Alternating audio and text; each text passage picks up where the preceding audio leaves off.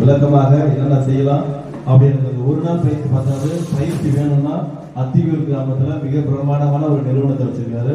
அங்க போய் ஒரு மாத காலம் தங்கிட்டு கூட நீங்க பயிற்சி எடுத்துக்கலாம். தங்கிட்டு அதுக்கு ஐடியா என்ன கேட்டீங்க அதான் சொல்லுவாரு. அவரை பயன்படுத்திக் கொள்ளுமாறு அன்போடு கேட்டுக்கொள்கிறோம்.